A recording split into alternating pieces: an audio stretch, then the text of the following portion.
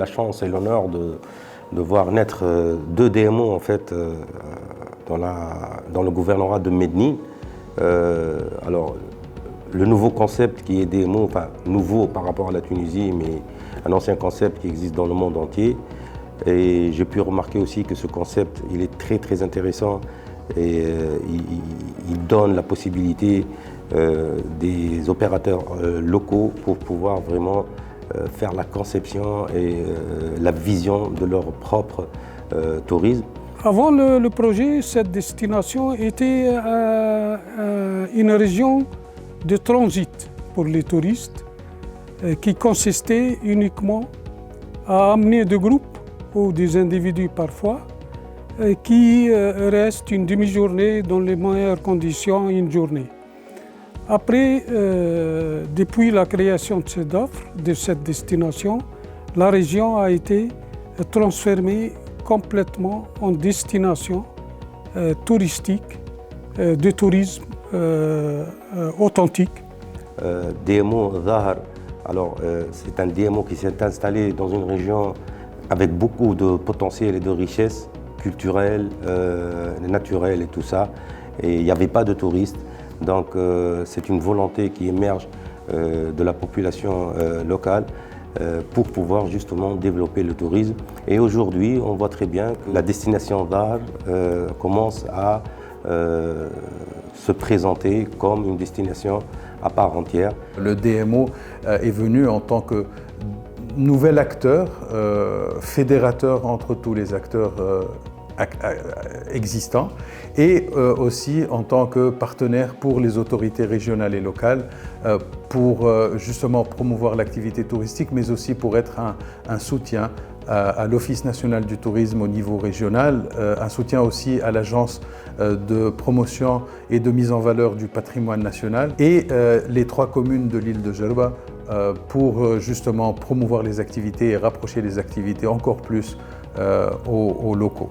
Le DMO Djerba, alors il s'est installé dans une région où le tourisme marche déjà, avec à peu près 1 200 000 touristes par an, mais la mission de ce DMO, c'est diversifier le produit touristique et présenter Djerba de point de vue touristique autrement, c'est-à-dire qu'il y a un patrimoine culturel qui est très très important. D'ailleurs, c'est pour cela que Djerba a été classé sur le patrimoine mondial de l'UNESCO et on veut développer cette forme de tourisme et qu'on commence petit à petit, grâce aux événements, grâce à l'implication des autorités, grâce à l'implication de la société civile, faire émerger cette richesse culturelle. Aujourd'hui, les DMO qui existent en Tunisie, ils se sont implantés où l'administration est déjà représentée par l'Office national de tourisme. Moi, spécialement, je vois ça comme une force, je vois ça comme un partenariat et je crois que cela va aider beaucoup pour la réussite des DMO. Ce projet a permis aussi à créer de nouvelles sources de revenus pour la population locale et la création aussi de postes d'emploi à travers la création des maisons d'hôtes, des gîtes ruraux, des restaurants touristiques, des musées traditionnels. Tout ça a aidé la population locale à améliorer leur niveau de vie et à créer de nouvelles sources de revenus. المؤسسات اللي كانت تخدم معناها بصفة غير قانونية بعد ما جت معناها الديستيناسيون صراحة صار معناها إحاطة معناها بهم وصار تشجيعهم معناها على أنهم يسووا وضعياتهم معناها مع الديوان الوطني التونسي للسياحة وبالفعل معناها صارت معناها برشا معناها استضافات عائلية وإقامات ريفية معناها تحصلت على الرخص نتاعها اللي الشيء اللي ما كانش قبل وصار معناها بهم إحاطة كبيرة ياسر سواء على مستوى التكوين ولا على مستوى جودة الخدمات. C'est un vrai changement, je crois, dans la région parce qu'avant chacun il travaille seul, il n'y a pas vraiment une connaissance de la région. Peut-être il y a 2-3 régions comme Chénini, comme Matmata, mais les autres régions ne sont pas connues. Donc ce projet il a changer vraiment le tourisme dans la région. Ce projet de DMO, il a vraiment changé parce que j'ai eu l'idée de ce projet, mais c'était un projet à long terme, soit pour la construction, soit pour démarches administratives ou même pour le marketing, la commercialisation de nos services.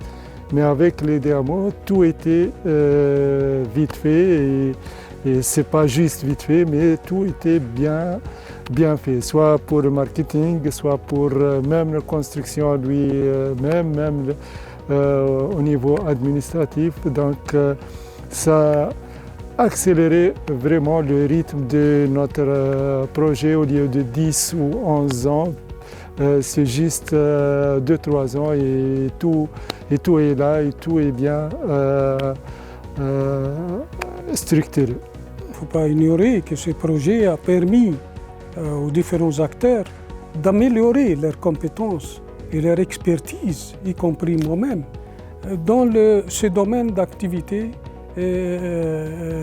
qui est considéré comme créneau principal pour diversifier l'offre touristique en Tunisie. Donc, l'impact, je suppose, pour moi et pour les autres acteurs, était un impact positif. Ces différentes sessions de formation nous a permis, ils m'ont permis personnellement d'améliorer mes compétences et mes connaissances de la région, de le patrimoine ici, de la nature, et découvrir aussi la richesse